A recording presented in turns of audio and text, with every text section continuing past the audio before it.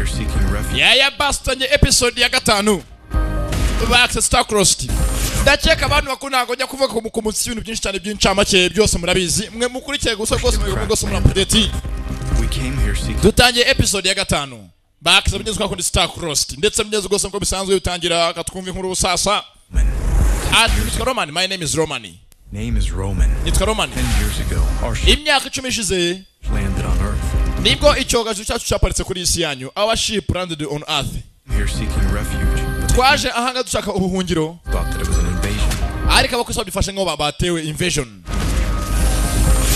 That night, I met a human girl who tried. Iryo joro nibwo nahuye n'umuntu w'umukobwa aramfashaho. A girl I never thought I'd see again. Ndetse umukobwa ntigeze nkeka ko nzongera kuba nabona mu buzima bwanjye. Surviving members of my race, Bene wacu basigaye were rounded up and isolated inside a military. bose bafungiwe ahantu hamwe muri quartier bita ngo ni Inuza sector. Now, Irizwe n'abasirikare. Ati uyu munsi turi mu 2024. to attend high school as a part of the Ndetse barindwi muri twe batangijwe rwose ngo baze bajye mu ishuri bige nk'abandi bose. program. Ndetse rwose ni program yashizeho kujya rwose ngo rero byashoboka imibanire yacu n'imibanire y'abantu bo kuri iyi si. Twe turi ba Adrian. Adrians continue to distrust each other. Gusa none urwango hagati y'aba Adrian natwe nako urwango hagati y'abene wacu ba Adrian n'abantu mwebwe ruracyari rwose hasi hejuru. Fight to protect my people. Gusa nemeje ko mfite kurinda bene wacu bose. Save my life. Ndetse n'uwo mukobwa wantabaye nawe nzamuba hafi nkomeze murinde ko n'inshingano zanjye nihaye. Mugenzi izo ni incamake kuri filime y'isimo kwa twareba ndetse go sanga avuga about previous on Star Crossed. Star Crossed. Isn't it illegal for Adrians to have phones? Ese gutunga telefone nkamwe biremewe. But it's important that I find out what's on it. Nkeneye menya iyi telefone iri hiki. Any idea why my father would have had that phone? Ntago numva impamvu data batunze telefone nk'iyi ngiyi. Talking to, it was someone human. Ndetse rwose munyanzi Lucas abwira mugenzi we Roman ati Roman nasanze telefone iso yari afite imeze nko mu bajyaga bavugana yari umuntu nanone utari mwene wanjye atari Adrian. More danger she's in. You won't even talk to me now? Ese ntabwo amvugisha mugenzi bari bashwanye. Ndetse mugenzi rwose Roman abona ntuza Grayson n'umukobwa muto mugenzi ntuza Emily bakundana basomana. To learn how to remove their markings in the Umva baje ahanga bajya ngo bivaneho ibibaranga ku maso yabo n'amatatuwaje ya markings kugira ngo bigire nk'ari bene wacu. society. Barajya rwose ngo binjire muri bene wacu twese batwinjirire. Ndetse mugenzi wa rwose ahangaha wa police Beaumont twabonye mugenzi bamwica bakoresha Black Sniper bavuga mugenzi ngo n'umugambanyi. Ndetse rwose uwamwishyira Mademoiselle Vega nyina wa ntuza wa Terry. Black Cyber. Ati rwose iyi cube yafata Black Sniper kandi rwose Black Sniper ituma abantu badashaka ko bahumekera bica. Mugenzi bari babonye cube ucyemo mugenzi Sniper igata rwose yigira umukara ne mugenzi n'amiti yabo gusa iyo igize umukara mugenzi ukora nk'ari poison n'uburozi. Begins a new phase of Ati basore bato mugenzi rwose mugenzi akuno kwishuri rwose Mademoiselle Gloria Garcia yigisha ni Gloriosa rwose mugenzi ngatanga ikigo mu ishuri mwihanga tutatangiye episode ni ya gatanu cyari junior da premium mwumva aya. Tomorrow begins a new phase. Ati ejo nibwo tutatangira phase nshyashya ya integration program. The Atrian 7 will be taken by bus and Ndetse rwose bari ngo muri ba Atrian baje ngo twigane nibwo ejo rwose bisi izabajyana. Once there, maze batembere umujyi wa Endedale. Free to explore Edendale. Now your curfew still stands. Gusa nibwo mugiye gutembera umujyi wacu wa Endedale mufite kumenya ikintu kimwe. Back to the sector at 9 p.m. Mufite gutaha muri sector saa 3 z'ijoro. So a dog with a longer leash. None tugiye kwa rwose turi imbwa zijya kure zikajya kurira kure cyane kurisha. We haven't put you down yet. Erega nako biraranya muri mwanya hano mukiri wacu. For Atrians to experience more of human culture. Niba mugira ngo bene wanyu bose bamenye byinshi byacu nango menye byinshi by'abantu mwaje ku isi yacu mufite kwitonda basore. SCU guards will be patrolling Edendale just like they do here at Marshall. Nibwo mugiye kujya mu muryi wa Endedale kutemera gusumenya ko abarinzi baragomeza kwacunga aba SEU. Where we want? I'd rather go back to the sector. Now there's an idea. We'll be monitoring your progress very closely over the next few months. Ndetse rwose uyu mujyi mugiye kujya gutemera muha murenganzira bwo kujya mujya kutemera nk'abandi bose gusamenye ko aho mutembera hose hajya hari abarinzi mu mezi make ari imbere. Break these rules, you'll lose those privileges. Ni murenga ko amategeko mufite kugendera umenye ko ubwo burenganzira muhera muri bubwakwe. By them. It could lead to greater freedoms outside the sector. Kandi nimo mugiye kuba hano hanze mu banana n'abandi gufi mukabishaka kwa mwabikora neza nta cyozo na kimwe muteje menye ko nabene wanyu bose bari muri sector bana bashaka gose nabo kuzava bakaza nkamwe bose babakisanzura. Bivuze ngo imyitwarire yanyu uyu munsi ubwo mugiye kujya mu bantu basanzwe gose mugatembera mu bantu nyine mu bantu bacu nimwitwara neza nabene wanyu bose nabo bazazana nabo bahatembere. Ubwo mugenzi bagiye mbyeze gose gutangira kuba mu bantu bisanzwe mugenzi mujyi wa Endedale. This is pretty epic. ndetse byo gusanga abagenzi Emily abwira Roman ati felicitation gose kukubwiye intambwe muteye Ready for the main streets. bwa mbere mwaje muvuga vuga mugiye kuza mu kigo mugeno mwibabemere no kujya mutembere mu mujyi ni byiza cyane Guess we'll find out. Well, good luck. gose felicitation good luck abayirwe masa ati gose felicitation kandi gose amayirwe masa mujye mugiye kwa mwakora New beginning. kuri itangira cyacha muhawe Yesu karanga myazo bonye gusa bakono Grayson azaye acaho mugenzi ari General Roman 2 tickets nabonye amatike abiri in classic midnight screening. You gose nabonye napanze ko nyuma yo kwiga tubize kujya gutembera kujya kureba ka filime some scares, maybe a little cuddling. ngende kumwe nawe turi twenyine simya atari byiza Everything. gose ntabwo nabyanga nta kibazo Yeah, it's from the movie. Oh, I know. ati ni kubwira ndetse gose ndabyumva kuko tugiye kwa twarabaga filime mugenzi gose urukundo mugenzi urahari hagati ya Grayson na Emery umukobwa saha meza ko kwani mugenzi kwa Lucas ubwo Yesu ya telefone Roman yamuye mugenzi ngo amenye telefone ndi yayikoreshaga gusa mugenzi ambwira telefone aje gusanga wayikoreshaga benze nkaho ari umuntu wajyaga kuvugana naso kuko mugenzi ba Roman ni ba Adrian nagari abantu nkatwe Any luck with the phone? ese telefone imeze biti byayo Still haven't been able to ping this location. gose n'ubwo ntabwo ndamenye ngo bavuganaga naso ni mu nyabakina ngo namenya hari ni hehe Whoever has it must have turned it off after they left the swim meet. usanga ngo gose ngo nyiri iyo telefone yindi bajyaga bavugana imeze ngo telefone byezuje imirongo ndetse gose ngo imeze ngo kenshi yavanyweho You alright? meze neza I still can't believe my father was talking to someone on a track phone. na n'ubwo gose ntago ndabyumva ukuntu data avuganaga n'umuntu wari wese kuri telefone gusa telefone imeze ngo gose itakururwa So my first night in town would give me the chance to find out who it was. niyo mpamvu gose yemeje byanga byo kanamenye uwo ngo ajya kuvugana na papa kuri telefone na data kuri telefone ni mu nyabaki Let me know if that phone gets turned on. naje telefone komeza ucunge n'ubundi bayicane yindi wavuze ngo utaza hirereye ni hehe ni bayicane umbwire Tomorrow, 7 Atrians will be given new freedoms. sasa byo gose mugeze muri sector indani mugenzi wa hano gose Mademoiselle Vega avuganye na bakatera ati rwose ejo nibwo barindwi muri ba Atrian bazahabwa uburenganzira n'ugose no kwishyira bakizana mu mujyi wa Endale For our next move, ndetse rwose ingiro igiye kuba intambwe yacu ya kabiri the tracks must call on one. byanga byakona ba tracks bose bakoraneho the tracks must call another one Drake sasa mugenzi anga ari cube mugenzi cube kitemo sniper isa umutuku mugenzi bitwa black sniper kandi gose black sniper ikora nk'uburozi ku bantu basanzwe irica mugenzi Drake aratambuka ndetse mugenzi gose umugore uyo mugenzi ba tracks bamwe byigomeke muri ba Adrian Living outside the sector. iyi nuza urejyana hanze ya sector Markings removed. How do I find her? none ngo ndibugenda musanga he uraza kumubona Flat under a blue bench in the uwo town. uri buyihe hari aho uri bujye ku ntebe y'ubururu hagati mu mujyi Leave a note for her inside with a meeting place and time. wowe ugende maze urasanga akantu ko muri buhurire n'amasaha muri buhurireho Avoid this method to reach her. igitangaje uyu nguyu uri buze urasanga usanzwe umuzi nawe akuzi gustara ubizi Visible technology. ibyo gose tweke abantu ko technology yacu irenze iyabo The operative will do the rest. ibyo wowe uhakano kano we ibindi byose arabyikorera azi cyo gukora See freedom for the 7 is a next step toward peaceful integration. ndetse rwose Beaumont agiye kutya gose intambwe ya mbere kugira ngo gose twishaka uburenganzira bwacu n'amahoro kuri twebwe It is an opportunity. ayanga no mahirwe yacu ubwo abantu bashaka kugira ngo dukorane mu buryo bworoheje tugiye ko mu buryo bwacu bukomeye bw'intambara umugore araha we rwose ati muri amahoro mugeze peaceful integration twebwe niho tugose turi buhere dushora intambara yacu ndetse rwose niyo mahirwe yacu opportunity dutangiye Star Crossed in episode ya 5 mugeze dutangiye yaracyari Junior da Prime mwumva yaya ngeza ku ruhande rwose abanyazanga na Mademoiselle Gloria ndetse mugeze Gloria tuzi ngose nkari animatrice ku ishuri afite umwana yabyaranye mugeze na Nox isa wa Romani mugenzi umwana ubwe nawe avanzemo umuntu na Adrian ngeze kananga kakona gateruye I want those animals out of my house. ati rwose barediho ko bakomeje kurengera bigaragambye bikabije This is exactly why we built this safe room. niyo mpamvu nubatse rwose iyi safe ngo umwana ajye mu bikangana ntazajyanze ngo amenyekane ko bamuhitana bageze ni baredi hoko This is retaliation, isn't it? ndakeka rwose ibingibi byakabije no kuzamura niba biba bikabije Into town. You did this. ati mwana wanjye Gloria byose ibingibi babikoze no nyirabayazana I did it. nakoze iki kandi Integration was the only way to give him a future. narinzi ko kugira ngo duhuze imibanire yacu abantu na ba Adrian ni ubwo buryo kigatuma umwana wanjye agira ejo hazaza heza We heard the police. ako koza amafuti wakoze amakosa ko waratumye abantu ba Adrian bavaho batuye muri sector baza mu bantu Hide. You heard Red Hawks beat a shop owner half to death. kuva aho kuvatangirije uyu mushinga wagira ngo ba Adrian baza babe mu bantu nkatwe basanzwe ukabishyiramo imbaraga nyinshi none baba ready ko bose babyukije batangiye gusarira icyo. If they did that to a human, niba bafata bene abo bose bakabahemukira nta mbabazi, what do you think they'll do to your son? urakeka umwana wawe utari mwene utari umuntu nkatwe bamukorera iki? Bitekerezeho mu byo ukora byose menye ko ba ready hoko wakoze amafuti batangira no gusara birenze. He'll be safe.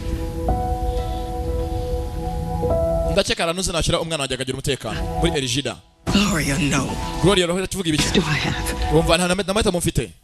Knox promised that he would take our son there if things ever got. Knox yarambwiye ngo umwana wacu azamujyana kandi gose ngo none wonyine yizeye umwana yajya hatekanye muri Erigida.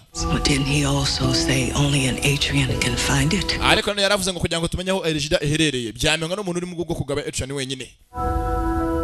Twe nk'abantu ntago aho Erigida iri twahamenya mugenzi gose Erigida mugenzi ngo nagace ko mugenzi ba Adrian bajyaga bizera ko mugenzi ari ahantu ngo iyo upfuye uri mugenzi Adrian mugenzi ni hujya ndetse gose nigize bibazo ngo mugenzi nahantu atekanye wajya ho mu bwoko bwabo. It's weird to think that tomorrow Adrians will walk these. Ndetse mbyo gose mugenzi akora gose abantu kubakaje. Bose bavuga ngo ejo no munsi uragatangaza bwo mugenzi ba Adrian bazaba batembera uyu mujyi nkatwe twese. Barindwi muri bo. That way.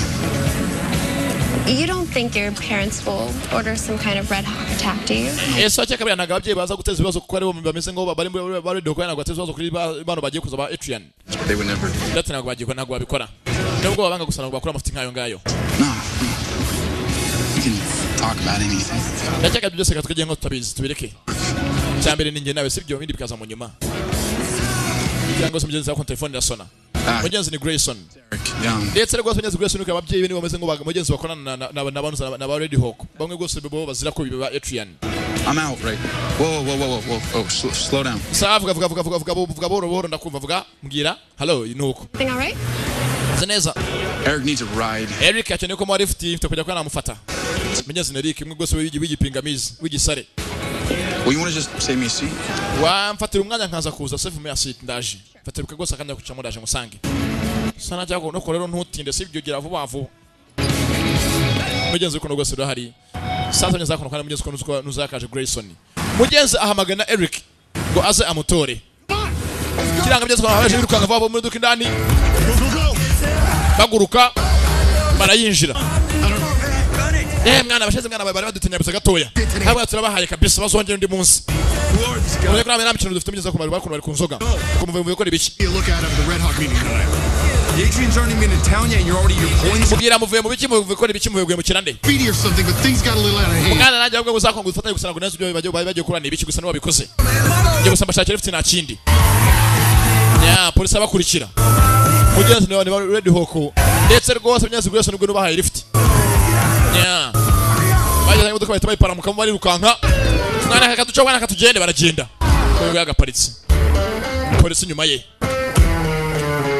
Mugenzi ba Ready Hawk ni ibyigomeke mu mujyi. Ndetse rwose na government maze kubarambirwa. Nibo bagiye kure mugwa mugenzi bari mu myigaragambyo mugenzi bamagana ba Adrian. Ndetse rwose bapinga umushinga wa ntuza wa Mademoiselle Gloria. Mugenzi wo kuba yahuza rwose imibanire y'abantu na ba Adrian rwose bakabana. Sasa hanga mugenzi akora mu mugenzi za spray. Mugenzi bingi bita ngo ni graffiti. Byo gushushanyisha. Kandi ba Ready Hawk bamaze iminsi mujyi wose mugenzi bagenda bashushanya ama esinye yabo mugenzi yivangura. Yeah, sasa mugenzi akona ku ishuri. I go back last night. Ubwo cyaka cyaje ijoro ryashize nabonye telefone ushaka kubiherereye. Mugenzi akona ku ishuri. Upstairs, 3rd floor. Nabonye gose aho biri ni muri floor ya gatatu y'iri shuri ryacu. At the school? Zamuke. Mugenzi ngo Lucas mugenzi gose abonye aho nuzerereye. Samyeza akona mugenzi kwa Eric. Ungi gose w'igipingamizi. Mugenzi araje gose akona Emma maza to Grayson ari hehe. He's not answering his cell. Grayson telefone nagarimo kwitaba kandi jona mu telefone twajyanye muri filime atanshika aragenda ari hehe. Left to pick you up last night. Yaje ambwangaje kwa yagutora ngo ukeneye lift imeze bite. Eric mbwira imeze bite. He never made it back to the movie last night and he wasn't in class. Ntabwo asakwe ko yize ansiga mu ndimo ka filime none ndo nubwo yigeze aza mu ishuri. Grayson got arrested. Grayson yafunzwe. Grayson has been arrested. Yafashwe. Arrested. Yafashwe. What did you do? Ese yakoze iki? Look, if you want to know more, niba ukeneye kumenya byinshi birenze, talk to him. genda umwibarize. Go talk to him. I gotta go. Genda giye. Ngo mugenzi Grayson yafunzwe. Sasa mugenzi akona kwa mugenzi kwa Lucas na Roman. Kubaka mugenzi akona ndani. Ngo mugenzi telefoni yajyaga gose mugenzi amagarwa. Nase uyu nguyu. babonye mugezi ayiherereye mugezi za telefoni ebyiri zimeze gutyo mugezi ubwoko bumwe. It's got tech, just like your dad's phone. This handwriting. Yes, Frank Rara ibonye mugezi telefoni ari rwose harimo nakandiko. It's blank. The A-trains can see farther into the UV spectrum. Kana karanga mugezi abantu bakabona mugezi ba A-train bonyine. Like ultraviolet. Mugenzi yasanze anga urwandiko gusa mugezi rwandiko mugezi rwanditseho wika mugezi wa A-train nagari nkatwe. Bone bafite mugezi imbaraga zirenze zacu, bafite imitima ibiri, ibihaha bine, ndetse mugezi amaso yabo nagakora nkayacu metse n'umugenzi n'ubwonko bwabo nagomeze nk'ubwacu baturenzeho. Ndetse byo gusanga mugezi akantu kameze nkaho ari umweru kuri twebwe. We mugenzi abona amagambo yanditseho mugenzi mu buryo bwabo. Escape is possible. Ntabwo bishoboka. Leave by the dream gate. Journey by way of the ebbing sun. If Ati you rwose genda ukurikiye ebbing sun mugezi amagambo aranganditse. forget your history in A-train, will Wirengagize ahazaza hana ku imateka yawe nk'umwe muri ba A-train. Ibyo bivuze iki? weird, Roman. It's Amagambo arangavuze buretse. if you could see it, the Sondiv letters line Aya up. magambo yose byanditse hanga ugere banyuguti zayo zibanza. Word. Algida. Harimo ijambo Erigida. Mukabigeze Erigida na hantu gwajyaga bizera ko mugenzi bene abo bose bazanye batabashe kujya mugezi muri sector. Hari ahandi mugenzi bari hatekanye. What's an Algida? None Erigida ni biki? Ko mugenzi gose Erigida iswe na Roma ni wenyine nk'umuntu umwe muri wa A-train. I didn't tell anyone about the illegal phone. Umva nta muntu nigeze mbwira ibanga rya telefone bifite nanjye kumbwira ibyo mukorana ibiki nkabimenya. Mbwira. Algida is a place. Umva Erigida na hantu. Erigida is a place na hantu. Some of my people believe it is anyway. It's a Ndetse rwose na hantu bene wacu bizera ko ashobora kuba habaho. trains living deep in the bayou. Na hantu rwose bazi ngo ashobora kuba haba ahantu muri kano gace ka Bayo. Hashobora rwose kuba hatuye bene wacu gusa ahantu ngo hibanga. Free from humans. Ndetse rwose ngo na hantu abantu batagera free from humans. Aho abantu rwose nkatwe twaremwe n'Imana nyurema batagera. Does it actually exist? Yose ahantu ko kabaho. Fairy tale. Simbizi nyine gusa niko twizera. What if it's not? Ese basanga ko hari ibyanyu byo buriya muri ahera. What if he wanted me to go there? You have no idea who left us here. What if this is some kind of setup? It could be dangerous. Yeah, but if this gets me closer to knowing what my father was doing. Babyanga byakona kubonye kano kandiko karanye kaniki data yakoraga nibwo ndi buhere. I don't have a choice. Namahita mufite ngo mbirangize byose mbikurikirane. Karacyakomeza mugenzi. Ndetse byo gose akomeze kubwagakeye. Ngo mugenzi uyu munsi niwo munsi bapanze ngo bwa mbere na mbere mugenzi ba A-train barindwi batoranyijwe mugenzi ngo baze mu kigo bige. Bagiye rwose gutera intambwe baza mu mujyi wa Endidel. Rwose batemera byose usanga mugeze muri banda rugufi. Gusa byose uko biba wa mugore Mademoiselle Gloria Garcia we rwose yateye intambwe rwose mu kubikira imbere cyane. Gusa mugenzi tuzimamva bikora. Nawe ubwe afite umwana yabyaye ndetse umwana yabyaye ufite amaraso ya A-train. Umwana yabyaranye na Nox mugenzi ise wa Romani na Sofia. Sasa rwose agamye gusoka barabasaka. Umva cube yemezanga nyikubikira mu gikapu ntabwo ari bugusoma ari bunsake ngiye yimpereza. Mugenzi ni cube. Mugenzi kaga karito. Rwose gahendo ya Sniper kagira umukara igakavamo mugenzi uburozi Black Sniper. Ndetse rwose hateri mugenzi yemeje mugenzi asigaye muri ba trucks mu byigomeke. Mugenzi wakinjiye mugi. Mugenzi n'umujyi w'abantu. Abantu nkatwe bakwisi urakoze cyane. Why don't you go signal your meeting first? Umva ufite kwandika kimugusomenya aho inama iri bubere no mu ngo mu gihe gura muri buhure ngenda hari ndagufasha. Megan never said you'd be involved, right? After you left, Umva ufite kubikora turi kumwe nta kintu nacyo ufite kumpisha urabizi. the track's top priority. Urabizi ko rwose iyi ngiyi niyo priority ya mbere y'aba drugs icyo dufite gushyira imbere. Kibanziriza ibindi. Tell me you're not still crushing on Jake. Sasa mnyeza rwose mnyeza kuno kurandi rwose mnyeza ahangaha rwose mnyeza abakobwa bikundiye cyanuza cya Drake. High school boys are boring. Mbega urusore rw'ibogi kiboga rwose urashimisha nge narwe mnyeza rwose uvuga mnyeza ni Taylor. Rwose mwa wagashinze kazi bigana. Drake is different. Rwose isore ni cyiza. Really different. Byanga bikunde rwose nge ngero menye n'uburyo kinakigeraho. Aha ntabwo bisanzwe. Acaho be no kubasuza no kubavugisha. I just need somebody who can help me figure him out. Byanga byakuna afite gushaka umuntu wamfasha akamuza n'uyu musore. I just need someone to get me close to him. Ndebye hakujya mugeze rwose ndetse mugeze hanga rwose abari mugeze bamushitse ni Sofia mushitsi wa Romani na mushitsi wa Lucas. Karaje. Think you'll come to the bug? I'm sorry, this one's taken. Yewe ngwina mujyanye. Today, Uyu I'm munsi. treating you into Rwose ninge uri bugutembereza mujyane muri shopping naye hose muri uyu mujyi. institution. Sibyo nkwereka rwose ukuntu umujyi wacu umeze wose. Byaziri Taylor. Ndetse ngo rwose mugeze kashaka impamvu nyabaki kagera kuri Drake rwose mugeze kwa kamwe kunera ikibogari. Ndetse byose rwose kwa mugeze Lucas yakaje. What rivers are nearby? Well, this is Louisiana. Wandangira ko umuntu agera mu mujyi bita Bayo. Bayo ni mu kinyabaki. Every 10 feet.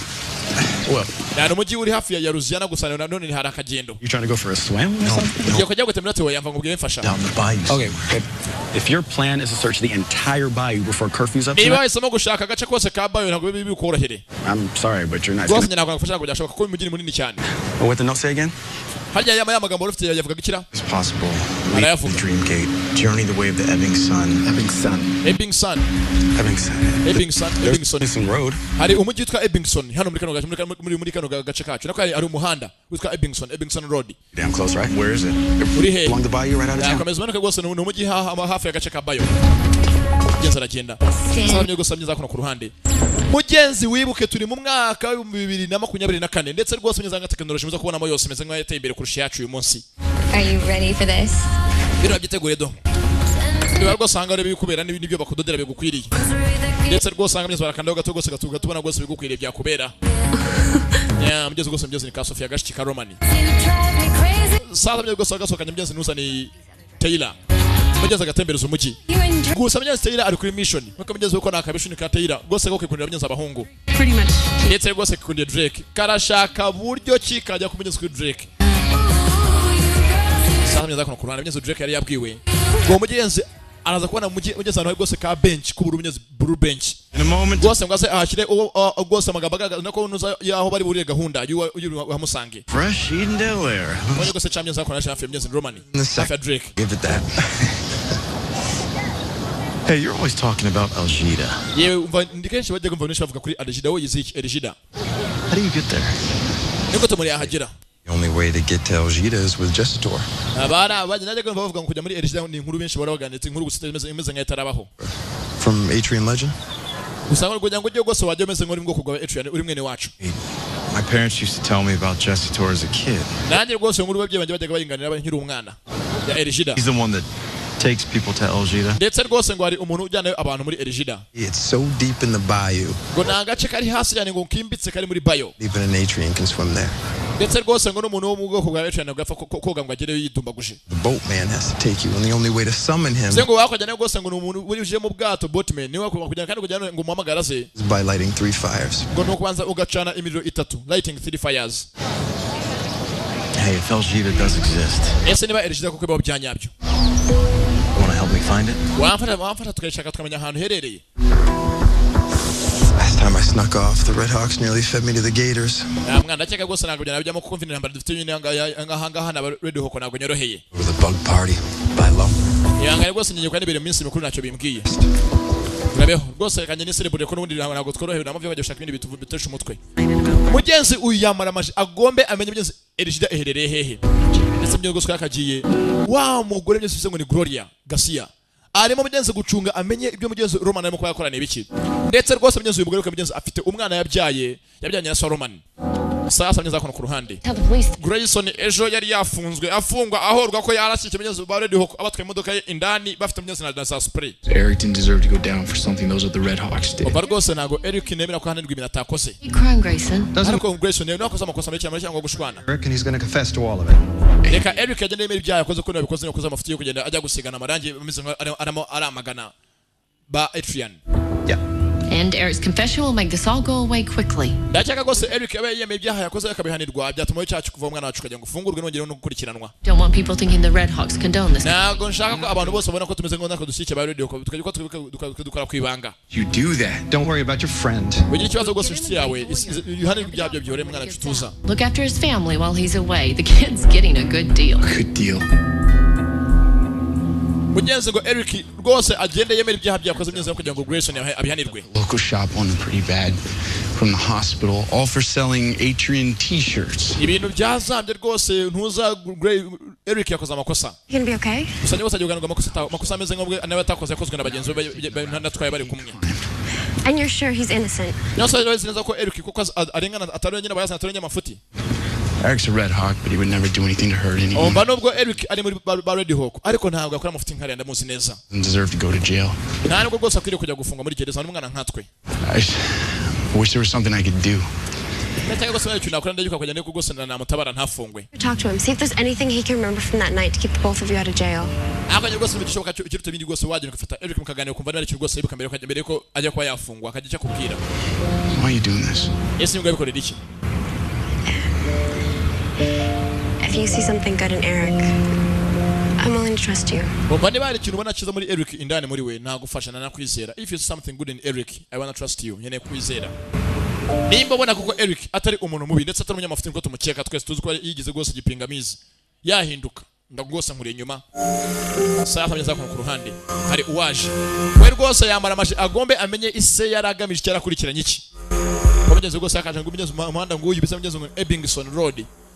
Ndetse rwose no mu muhanda mugeze uri muri ya message ise yasize. Message byo gose yanditse mu buryo bugeze bwasunga n'aba Adrian bonyine. If you aren't Adrian, you will see. Niba uri umwe muri ba Adrian, hari icyo wabona. If you are an Adrian, you will see. Ibintu byose yitonze. Mugenzi wibuke bona gomeze nkatwe. Ndetse rwose mugenzi za photo receptors z'amaso yabo ntabwo ari nk'izacu. Fakaje. Bo rwose babona mugenzi ibintu tumeze nk'ibyo tubona. Rimwe na rimwe. Baraturenze. Gusa imiterere nk'iyacu rwose urebye inyuma ameze nkatwe. Ariko amaraso mugenzi yabo si nka yacu. Mugenzi yakaje mu mashyamba. Ngo mugenzi arimo arashaka agace bita ngo ni Erigida. Ngo mugenzi na gace bizana ko mugenzi ari ubuhungiro bwa Adrian. Gusa mukuza kwe barakwereka mugenzi wa mugore nuza Gloria Garcia araho hafi mukaragikazi. Ndetse rwose ko mugenzi uyu mugore afitanye umwana na Solomon. Sasa mugenzi akono ku ruhande ari rwose abaje muri ambiance baje muri celebration. Wa muntu bambwiye ngo nze gunda ko wa muntu bambwiye ngo nze gusigira uruganda kamenya uduhurira na Sogana kuko tuburiye muri kano kabari kuri iriya meza. Go. Genda nanjye ndabandanga ngucungira nagutegereza. Naza ndabankureba. Mugenzi rwose avuga ngo baze kujya mugenzi kubakire akandiko ahantu kagagaza rwose mugenzi uruze kureba aho bari buhurire. Ndetse rwose azakuza kuba basanga mugenzi ni Drake. Afite mugenzi uwo ari we mugenzi ka Cube rwose kamwe gakora Black Cyper. Imwe meze nk'uburozi. Welcome. Sasa ngiye gusanga mugenzi arabasaga mugenzi nebyiri. Mugenzi rwose ni Detaira mabeshu na nuza na mushitiri wiwe nuza Sofia mushitiri wa Romani. I love it. Reka mwe kumwenda mwiza. Sasa Taira mugenzi abonye hakurya Drake yicaye wenyine kandi yamukunze. I decided tonight everybody gets what they deserve. Margose rije mufitiye ko cyonguzene kandi rwose wese afite cyakwiriye kugira ngo abone. Ndetse nibyo rwose mugenzi Lucas rwose na Sofia rwose ni mugenzi n'amashuti barahorana. She would love to. Nacho rwose mugoma nanjye rwose kangira honge. Nanjye rwose ni deburi nk'abari bose yifasha hanga twese no kwifasha. Mugenzi ba Adrian rwose uyu no munsi wa mbere bemere mugenzi kuza kubana n'abantu basanzwe mu gihe Endidel. Ndetse rwose mugenzi ukora hanga arwaje. Bariko sanga afite umutegereje ni ngewe. Yabizo nanegereje. Sasa uyu yicaye ahangaha mugenzi ategereje umuntu mugenzi mwene wabo wo muri ba Adrian uri buze mugenzi bwa YouTube. Mugenzi rwose aje mugenzi ako naje Kateira. Sasa mugenzi Madamazera Vega mukaragekaza umwe uyoboye ba Trugs mugenzi yabwiye uyu musore ati uri buze urasanga usanzwe umuzi gusa utazi ko ari mwene wanyu. Ndetse rwose aba mu bantu bisanzwe. Don't make me spell it out. Rwose kwicisha kwenda bijya kurya hakurya utumva niki. What are you saying? Urashaka kuvuga iki? Kazunguza umutwe. Kind of does make sense, right? Oya byivuga ntabwo byivuga ushaka kumbwira iki mbwe ushaka kumbwira niki? In a weird way. Yeah, I think so.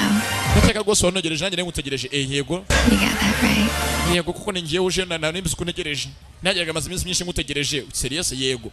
Sasa akamugenzi baza ko kandi byeze kivugira ibyako. We rwose azingone mu bahanye gahunda yayindi rwose yakazi yuko gukora byeze ba Trek zomwe byigomeke. Toko tugende nkwereka ibintu byose nabakurikira. Nazo byeze rwose kajya kumwereka iki. Kubaka byeze ko mu bwiherero. We rwose azingo yaje uri muntu ndetse bahuye mugenzi noye bwese ni Adrian mwene wabo. Filimira. Just not on me. Kwa kajanga wese aje ngo baganire byose ngo baganire rwose mu bya business kavana imyenda. Filimira. Yakongeze ko kare kamwikundiye ni Kateira. Barigana. Nakabeshu disi. What are you doing? Bakora ibiki? What are you doing? Nusura mbaza ndakora iki tumva niki? I thought we came in here to talk. Ndakeka tukatujanga tuyango tuganire ku bintu bya business bifatika. Karaseka ko mana nkuko mwabaye muti cyangwa gonzwe n'intama nyereka. Mwereka iki? Nanjye naje niteguye umva. This gonna talk. Kire kiri cyuvuga se kiri cyukora. Karamwe umva ngende tare rwose wegera tugire nyine ukuntu tugire. araterura ni rwose nawe nuko kandi twoko kujyanye byose ba Adrian rwose bo rwose nabona abantu nkatwe baragira ndetse rwose bateye nkatwe ku mubiri urebeye inyuma ko bakagize baragira Got me a lawyer. Sala mye rwose akano ku ruhande I'll just get a couple of months in. Muje rwose mugeze ahangaha rwose mugeze abiyemeje mugeze bafashe Eric ubwo mugeze yemeye kwitanga ngo yemewe rwose afungwe ariko mugeze nabwo ntabwo babyemera ko yafungwa You didn't do. I got umva you. ne gute wahanirwa ibintu ko utakoze Eric gira icyo ukora gira icyo uvuga ushinja abangabo ngo mwari muri kumwe bakoze amakosa bakarifite ngo bafashe batahe bacike I'm not letting you take the fall. Neither one of you would have to take the fall if we found the Red Hawks who assaulted the shop owner. If they umva rwose Eric ntabwo tuvuga ngo agiye mu cyo sanga uri wishira ko sayakoze gusa ushaka kufasha kugira dufashe ni kimwe nimba utakoze amakosa kugira ngo ugende ushanye ku mazu y'abantu byabisibisa ibisinye bya Red Hawk reka basi tugufashe ntufungwe gusa ngo babikoze babihanirwe next time. They didn't tell me their names. abangabo nafashe ntabwo kugeza bamubwira amazina yabo najye uganye simbaza amasura Like this happened. Do you remember anything about them? ese basi nta kintu kimwe wibuka mbere ko ubakira lifting ngo nuza Grace naza abajyana nta kintu na kimwe ubibukaho Wearing the type of car they were driving. They weren't driving. wenda ko bari bambaye cyangwa batwaye imodoka batwaye ko yasaga ndetse na modoka bari bafite Or they were driving bikes. bari batwaye amamoto ubwo najyaga kubafasha ngo tubacicishe Motorcycles. motorcycles amamoto rwose asanzwe bikes A sexy skeleton custom paint on his gas tank. There are a lot of bike Red Hawks. ndetse rwose bari bafite ibintu ibintu bishanyije ku matanka y'amamoto yanditse rwose amamoto They hang out. We can talk to ba Red Hawk bose amamoto yabo bashanyije tubwire twari twashakisha ni hehe first. Say what? umva navyo rwose na kimwe nzimuga ko cyumutanyumva You don't have a name, but anybody here want to confess to beating a man half to death? ntabwo nzi amazina kandi nzi ko nabo ubwo bataza ngo bemere gusanga babake ibihano bafite kuba bahabwa karabaye sasa mugeze kuno kurande rwose mugeze ahanga rwose aruca mugeze ni Zoe mushito mugeze wa Taylor Okay, I know that you alien freaks are really enjoying your newfound freedoms. umva rwose ndakeka ntabwo ufite kuza imbere yanjye hanga afite n'umuntu ntegereje utari wowe mvibe papa rugende See right now, so can you go celebrate with some? wagenda ukareka nkicara nganjye nyine I know who you are and I know what you are. umva nzi uri wenzi n'icyo uri cyo n'icyo ushaka So I'm taking over. niyo mpamvu rwose njanga ngo uvanga ugende ko ni hano ni ahanjye ngifite kuba mpari The cube. mugezi ni Terry ndetse rwose mugezi n'ibintu bigara bita ngo ni Zoe ufana icyuma kimushyira hafi y'intoki filimi iraha yikanzemo What do you think you're doing, little girl? ndakeka ko icyahangaha Terry none ambwira So is this what working with you is gonna be like? sasa rwose mugeze abantu ko bakicunde byamaze rwose hakuno kugira kwicunde bati ndakeka rwose akazi kacu kagiye kugenda neza njye nawe Work. akazi More like ese akazi kandi akazi bwoko ki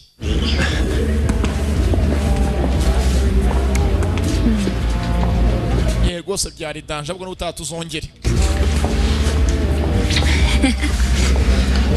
Should we be, you know?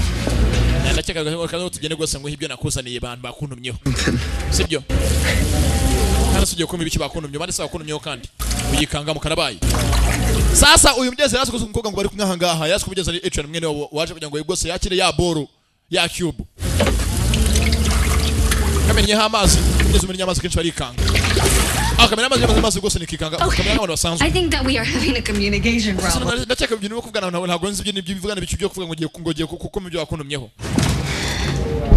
yarakarebye You're human. uri umuntu you're human uri umuntu Yeah. yego ndi umuntu nyine To bother you, ni ikibazo cy'ikibazo kuba ndi umuntu ubishetse bitagenda neza kandi kuba ndi umuntu you understand who I am. sasa nyeza kuno kwanditse ndakeka rwose ntabwo ubundi ubugeze ni Terry rwose afite umugezi undi hakuno umugezi bahanganye ku meza To meet Drake here. mugezi ni ya meza amwe Drake yari busanga umugezi afite kuba yaha rwose cube I'm gonna do. So where is he? Like I said, umva Drake ndakeka rwose afite kuba ndetse ari hehe he's busy na afite ngo Drake ari busy here. niyo mpamvu ndahangaha Me. vanga ugende Where is Drake? Drake ari hehe yes Drake avayo akamye sanga rwose mugezi akon rwose mukobwa ikiranye nanuza na Terry Going on here? sasa mugenzi Drake umuntu yari buhe ya cube n'uyu mugezi ucyahanga kariya kandi mugezi bavuye kurande wose kugira ko rwose kari kaje kishakira rwose umuntu kicundeba hejuru ndetse rwose mugenzi uyu mukobwa azi n'ikirimi cyabo nkaba Adrian filimi iraha sasa unjye amagambo angabugeze yavuze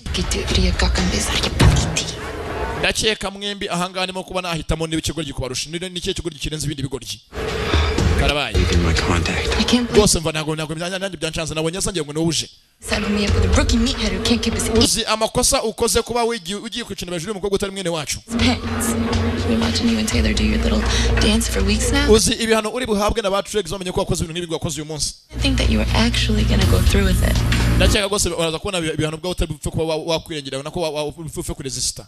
Do you have any idea what the drags are gonna do to you when they find out? Ndakeka kubaza waba uzi ba drags bari bukorere muri kano kanya.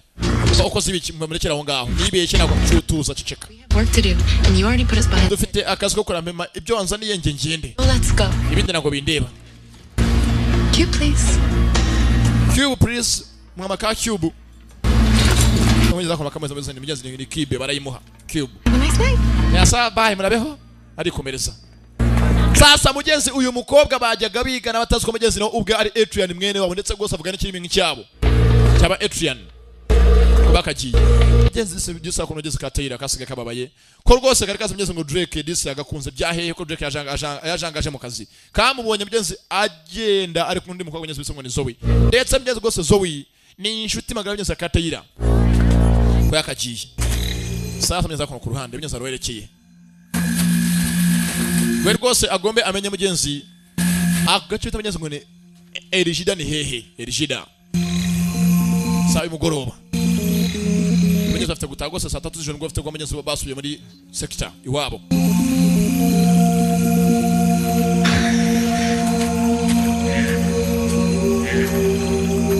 ko yakageze ahangaha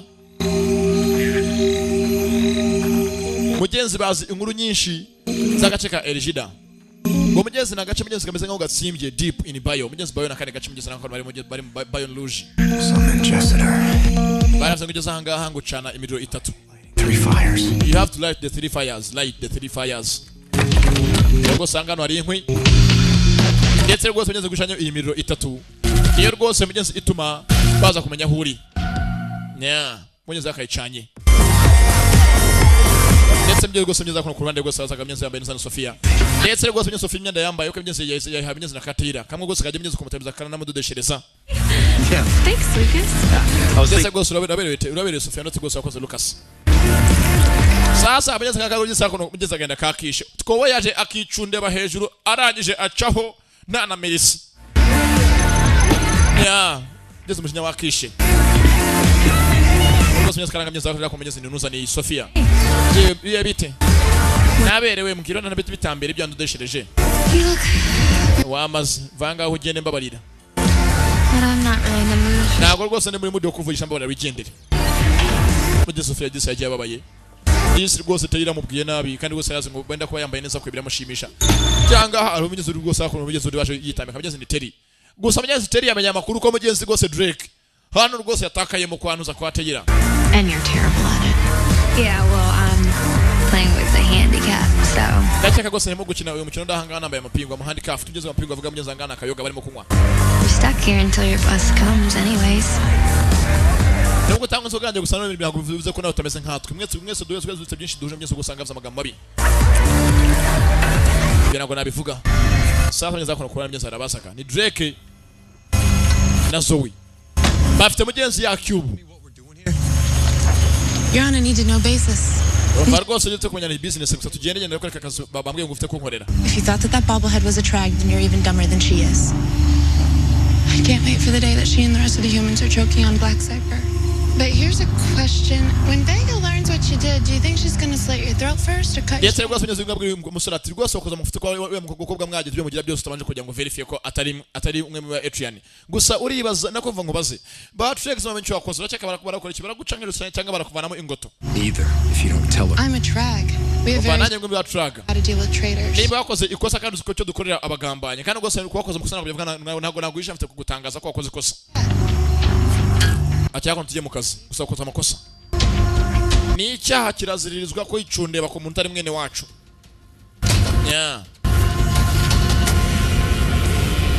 ndetse byo gusa ku ruhande rwose mugenzi ari abiyemeje ngo bamenye mugenzi b'abantu bari ku mugenzi ryaje na Eric abo Grayson yahaye lift ni bantu nyabaki baherereye he banyezo rwose bagende bemere ibyaha byabo imbere ya polisi mugenzi Eric nabihanirwe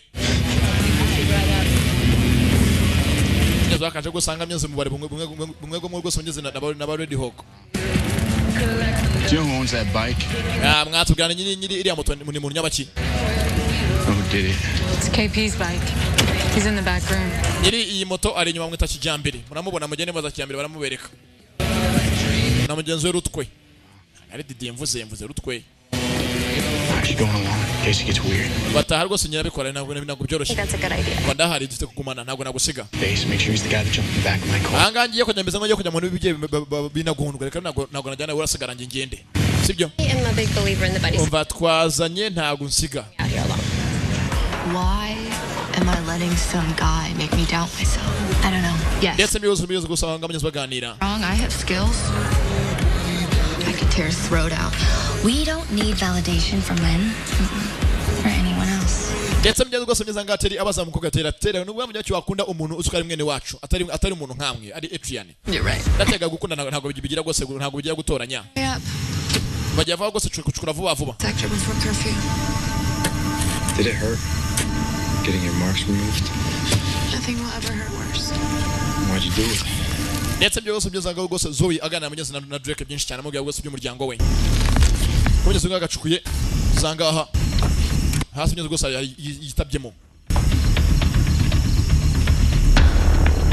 ngeze mu murambo mu ndetse byeze rwose murahisi nganga mbyeze ni Beaumont wa mupolisi wa munsi wishwe Beaumont was a traitor when he was alive. Beaumont yari umugambanyi ubwo yakiri muzima Beaumont was a traitor when he was alive He will be much more useful to us in death. niyo mpamvu rwose nta mpamvu rumwe kumva kubaho ko aricyo bivuze Salimo agiye kudufasha akazi sasa rwose mugeze ahangaha hari abinjiye mu kabari kaba Red Hawk mugeze bita bamwe bazira kubi mugenzi ba Adrian bamwera ahangaha mugeze akabari kabo baje bashake babiri bakoze amafuti bari bande kuki Eric yazi byatakoze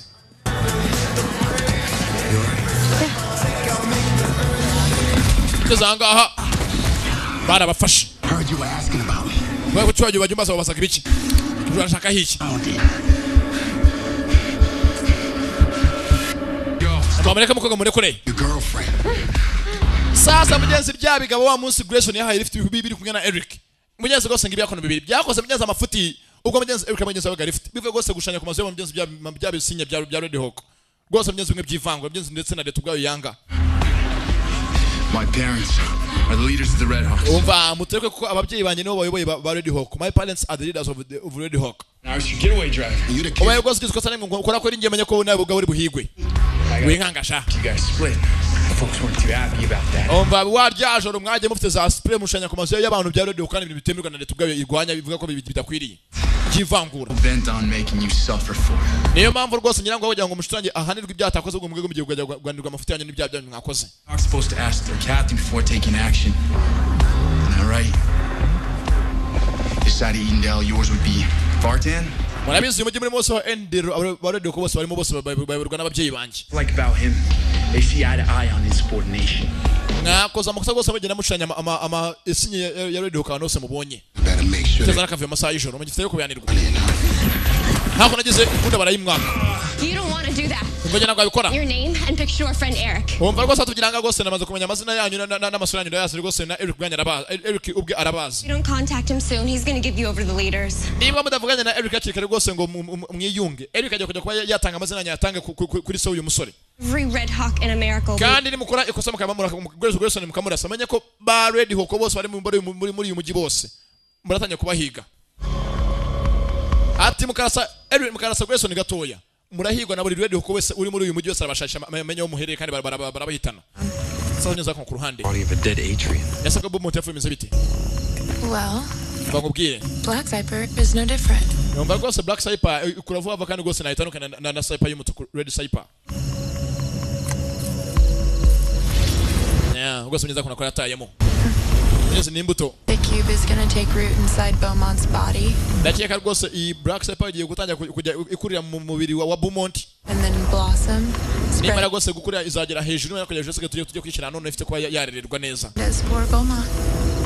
niba nyinshi niyo izatuma rwose no muri mujyi wose ibinjira bose tubayitane maze umujyi ube wacu wa Endale When I karabaye sasa niki enter urikanze ko mvuze ngo tuzica abantu se to the crate. For years I had no one.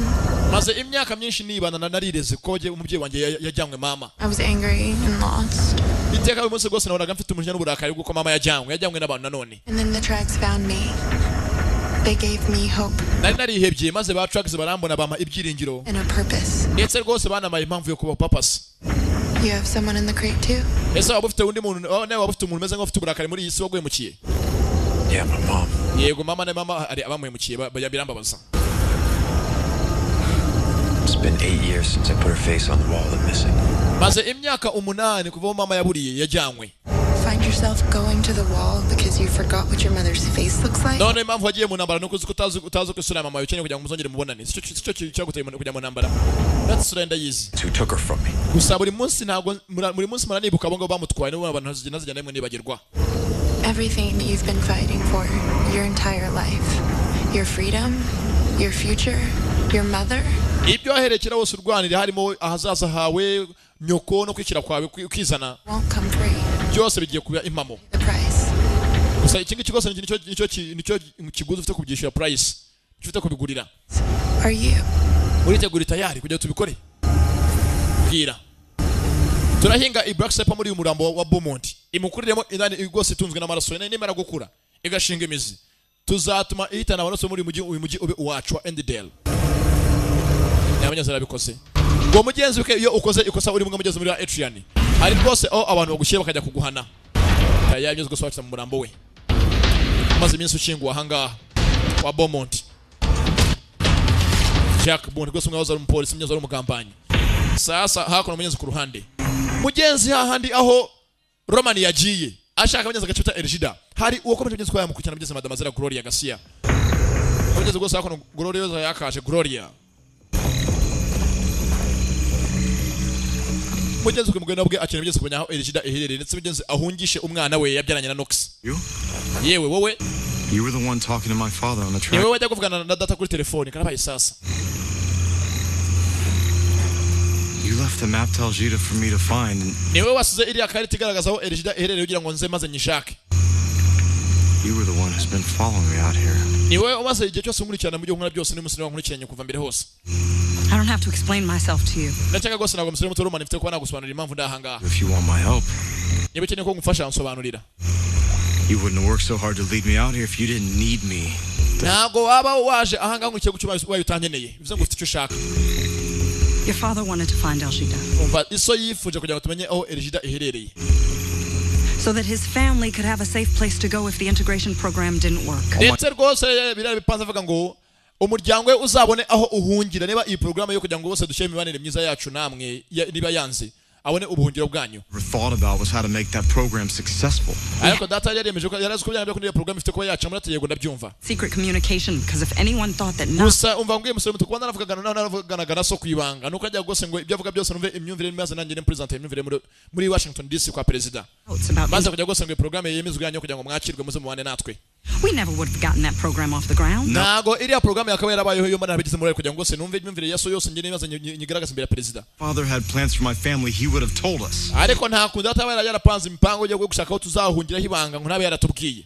He would have told me. Yakaba yarambwe ko data byose byakaga byose yarambwe ngo tuva ngo ubwire musore muto. To protect you. Impamvu iso atakubwiye nuko ajya ngo akurinde neza namaze ntuzirare. Me the truth. Mako data itaka byose yambwiza gukuri. Father, I'm going to tell everyone about you. Ubwo mbyazo ko niba utajanga utarimo kumbesha mfite ikintu ugamije. Mbwire utambwira njya mu bazi mbwira abantu bose hano hanze. Ko ufite byinshi uzi byanga ndetse ko ufite na telefoni wajya kuvugana na data. About the phone? Good luck finding Elgida on your own. Umva niba udashaka kujya ngwise ko impamvu urahangaha utashaka tubyo kumesera cyangwa se biki. Ndako bya data. Mbwire cyangwa nanjye nyirano hanze gutamaze. Mvuge ko rwose ufite telefoni wajya kuvugana na papa. What about you? Mbwira. About the phone? Good luck finding Elgida. Cyangwa utamaze. Roman. I was hunting for that phone. Umva mbwira ya telefoni ni kibazo kuko umuryango wanyu maze iminsi bana usaka batesha umutwe ya telefoni. Why are you doing this? Kuki ukora ibintu byose ugamije iki? Kuki witanga ko ushaka kumenya Elgida iri ku telefoni FTF na data mu bizanyo mwembi? Why do you keep lying to me? Kuki wameza kumbesha natanga ntago ngubeshya? Loved your father Roman. Roman isona namukundaga karabaye sasa. I loved your father Roman. Ati isona namukundaga. What? Kuki? And he loved me. Nawe yarankundaga. He loved me. Nawe yarankundaga. Oh yeah. You're lying again. Urabeshya nanone uracyo mukumbeshya. He thought Elgida could be an escape for us. Iso yarazi ko Elgida ari bwo bwaba ubuhungiro bwacu. If integration fails, I need yarazi ko iyi program ni yanga integration yo kugira ngo dushyire imibanire myiza hagati yanyu nkaba Adrian natwe. that it could be a safe place for all Atrians. we yarazi ngo rwose hari ahantu hibanga aho ba Atrian bose bahungira. Find it without you. Ndetse rwose yazi ko nako ibikubyo byose yakoraga nubwo yapfuye batabiranje gusa ngenzi ko ntabikora nari kumwe nawe.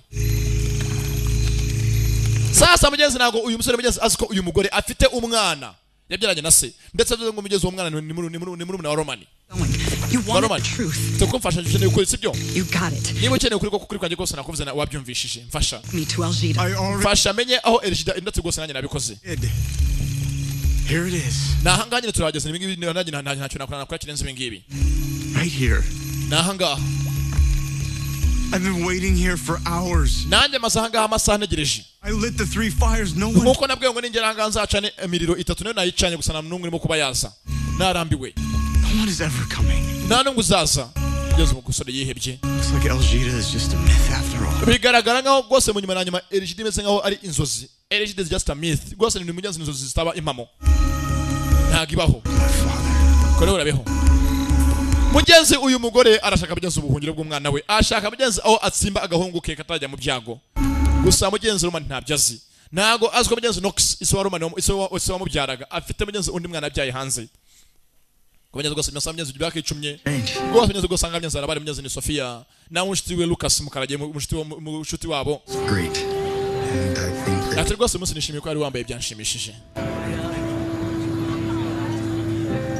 Lucas, I really like you. Nanjye rwose uranshimisha ndanagukunda. Ariko ntago isha kubyona nambaye uyu munsi atarenge wabyiyambitse hari wabinyambitse. Mugenzi rwose ko uyu mugenzi uza Sofia uyu munsi ari yambaye yabyambitswe na Taylor. Mugenzi se kukambyise kavugishwe ndetse rwose mugenzi kabwije kuri Lucas. Sasa nza kuno ku ruhande. Mugenzi yaje yihebye mugenzi ni I was wondering where you went. Ye nagushatse nana kubuza mugenzi ni Emery. I needed to do some exploring on my own. No najya kwa natemberera mu nafite kuba nakwitaho. Did you find what you were looking for? None sicashaka wakibonye ndati hoya ntago nakibonye gusa. Nta kibazo. It's not always what it's cracked up to be. Ndetse rwose uyu munsi wa mbere twawishimiye kuba twabanye namwe tukirirwa umunsi wose kugeza igihe tugiye kuba twatahira. You want to head inside? I'm sure Lucas's party's still going on. Yes, nago waza indani ko ngiye kuba indani ndebe ukuntu umunsi mukuru ugenda ati hoya. Curfew. Nacyo rwose genda na kibazo. Right. Sawa. Yes, in Roman. It's nice to see you. Ndetse rwose nishimiye kujya kubona. Outside of school, I mean. Ndavuga kukubona turi hanze y'ishuri turimo kwiga. See your town too. Nacyo rwose tuzo kongera kubona nta kibazo.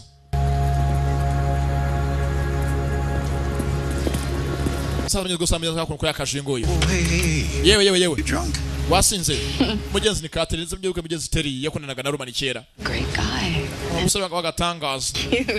Urantangaza gusa uranshimisha kamushe modoka indani tugende. Where is Drake? Drake ari hehe? He's gone. Drake yagiye. I don't know. Simbizi. My mother didn't think I could handle it. Gusa yagiye kugira ngo akore akazi mama yamuhaye. Sasa dore mugenzi karasinda kakavuga. Kati Drake yagiye mu kazi yahawe na mama. Kandi uko mugenzi nyina wa Catherine mugenzi Madame Zera Vega. Niyo mugenzi uyoboye Batrags. Gave the mission to him. Batrag bamwe byigomeke. Ngo mama yahaye Drake imashini ngo agere gose ayitange. Just heard from the prosecutor. Sasa gose mugenzi kuno ku ruhande. KP confessed. Gose mugenzi akazanye gose akone inkuru nza ngo abasore bakoze amafuti bo muri barodiho ko bamwe kijyambere na mugenzi we. Dropping the case. Gose mugenzi bitanze. Ndetse rwose mu byaha byaho ndetse ubwose nguvuze ngo nago Eric agikekwa ko ari umunyamafuti. Miss Emery Whitehill. Madame Zera Emery Whitehill. Want to face off with a 300-pound biker. Gose uyu munsi wantangaje wakoze bimeze ngo gose bitari bisanzwe bimeze ngo warambaye indisura bakumfunukuriye. What makes you think it was my first time? None kucheka byakoze umunsi ugina koze umunsi nabya bwa mbere. Wasanga sanzwe mbikora. Gose mugenzi kuntu yavuze imbere y'ibyiye bavuga ati mukesha gato kumurasa. Murahigwa muri uyu mujyi wose mu bigo n'abarodiho kumenye umusore byamutangaje. I'm sorry. Gose mbabarire. Putting you through all this. Bagose natumye ukora ibingi ukajya mu byiye ukajya gushwana nabyo. Bate na kibazo. I got to know you way more in the last 24 hours than Erega amasaha 24 yose tuba turi kumwe mafite kuba nkuri hafi. we'd gone to a movie. Ndetse rwose nyuma yaho twajya mu film bikanga navuga ko mfite kuba hafi ngamenya ikibazo wagize ni ikihe nari nahangetse ku bwawe. Gusa nabese nabwo nagorohe kuri kumwe no gukorana na radio kare babona biwanyu. Bate ndabyumva. Gusa ko mundi hafi biramfasha bituma rwose ngenda mpinduka. You're still here.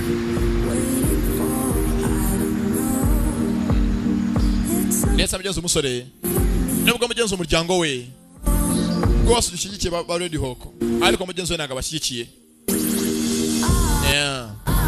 ndetse mugenzi urukundo rurahari hagati mugenzi ya Emery na Grayson. Sasa hakuno ku ruhande mugenzi wa mugore mukaragekazi Gloria rwose yarategereje amasaha icuma hahandi mugenzi rwose bavuze ngo niyo nzira ucaho mugenzi ujya muri Erigida yarahabaye basi. Mugenzi yaramara amashakira ngo mugenzi cyo kikiza hakurya haje mugenzi ubwato meze nk'umuvure arabubona ndetse rwose mugenzi yavuze ngo ubwato yemuzane hakuno bring him out muzana hanga mugenzi ni wa mwana we ndetse rwose umwana kumwe na nyirakuru ubyara nyina ko mugenzi bakaje mugenzi umugore yategereje ndetse rwose mugenzi biciyemo ko mugenzi Roman wakoze byose mugenzi yarambaye atayigendera muze avance rwose mugenzi umusaza waje asa nkaba Adrian rwose mugenzi nafite rwose nabya bishikara byo mu maso. I do not come at the bidding of a human. Umva ntago nje ahanga hanje gutora umuntu urumva. I do not come here for the picking of a human. My son's brother in Atrium. Without him, uyu mwana wanjye ni Adrian nawe. Do reba. This is Knox's son. Ni umwana wa Knox. Mitazoka Knox wose banyuze baramuzi mwo wose ari wa Roman. This is Knox's son, umwana wa Knox. Ndetse rwose mugenzi akana ngo mugenzi rwose gafite nako mugenzi byabishwe na markings byo mu isura. He's in danger from the humans, please. Uyu mwana wanje ari mu byago arimo gwigwa nabantu nkuko bose barimo gwigwa no hanze. You have to take him. Ufite kumujyana. Knox said that he would be safe. Knox yarambwiye ngo umwana wanje nabari kumwe mu maboko yanyu ngazaba afite umutekano. Yesu muzera karebye nakana kabo no muryango. All our people are protected and cared for. Bene wacu bose aho bari hose bararindwa kandi bakitabwaho ntugire ikibazo. Your son will have everything he needs. Umwana wacu azahabwa icyashaka cyose kandi rwose icyashaka cyose cyo kizacyane kizamubaho. Ati umwana yagiye bwose gwabwa byose ashaka. Mugenzi umugore yashanga kurikira Roman. Always thinking about you. Ati rwose mwana wanjye byose mutekerezaho. I am always thinking about you. Ukunda cyane.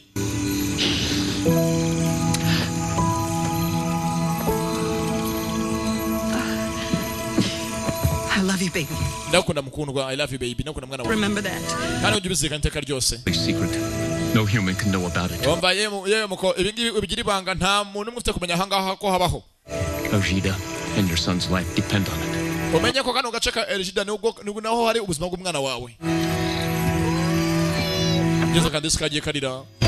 Mugenzi aragatanze. Mugenzi kaje aho gatekanye ndetse mugenzi aho kazitabwaho muri bene wabo. We mugenzi nk'umuntu ntabwo akabikanga akagwanya mugenzi hangaha. Mugenzi no intambara mugenzi yatangiye hagati mugenzi ya ba Red Hawk. Bamwe banga ba Adrian kubi bo mu bantu. Mugenzi akana karajyanywe kajya mugenzi wabo muri bene wabo muri Erigida. Ndetse rwose uyu mugore ubwe wenyine numenye ko mugenzi Erigida ibaho. Roman mugenzi yagiye avuga ati rwose ndemeye Erigida n'inzozi zidashoboka ntago ibaho. Ndetse mugenzi umugore byo akora byose ari kumwe na nyina. Sasa mugenzi akona ku ruhande. Mugenzi anga Drake ahari. We rwose yaremeje mugenzi ukajye mu ntambara. Ibyo akora byose. Agomba mugenzi ahorere abatwaye nyina. Ntago mugenzi nyina ari hehe. Mugenzi uzaje hafi mugenzi ni Roman ndetse rwose Roman uyu munsi yavanye amakuru muri Kateri. Kavuga kati rwose Drake asigaye akorana na mama. Mugenzi rwose asigaye mu byigombe muri ba drugs. You'll see your mother again. Ati umunsi muzongera ubone mama wawe. I really believe that. Ndabyizera. Here today, I do too. How do you think that'll make her feel knowing her son is a trag? Ese nyagute mva ko mama aho yaba ari hose ni gute azabya kiraze ngo umwana yabaye ikigomeke ari muri ba drugs mu nagondwa. Whatever you think you're looking for, joining the trags is not the answer. Ati Drake ni buziko ibyo byose kubibawa wacha mu ba drugs ari yonzira gusumenye ko ari yonzira wari naga yonzira wari bibeshye warayobye. Nago kuko gukorana na ba drugs byo zatuma bibona amahoro unabona kwikiro kezana.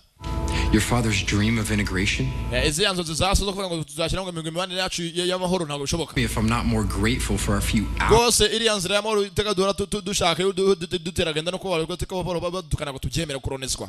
I don't know what my father's dream was anymore. But ntago nzi ibyo data yarutaga ibyabyo ntabwo nshaka no kubimenya ibyo ngibyo byari inzozi ntabwo nshaka kubimenya But I can't let what he want to dictate my path. gusa rwose nanjye nganye mfite gushaka inzira yanjye kugira ngo nshaka amahoro mu buryo bwanjye We have gotten a taste of free. umva twaciye mu gihe tibizame cyangwa test mugeze baradusuzumye kubona ko nta kibazo cyacu We get to choose where that leads us, not my father, not the trag. ndakeka rwose uyu munsi Drake nyenewe twese twenyezwa gushakira inzira tutitaye kujya abatrags bakora tutitaye no kujya data yakoze Maybe there is a better way to achieve integration. Maybe ndakeka hari indi nzira yoroshye ubona turamenya gusa inzira yatuma tubana neza n'abantu kandi bigashoboka can find that. kandi inzira nanjye nayo twashaka tukanayigeraho You know, sinibindi The first time bwa mbere na mbere are the ones unsure about which road to take. nyuma y'imyaka myinshi rwose urimo kuza ko nshaka kunyereka inzira dufite gucamo duce mu nzira y'amahoro njye ntabwo mbyemera rero Anything in my life.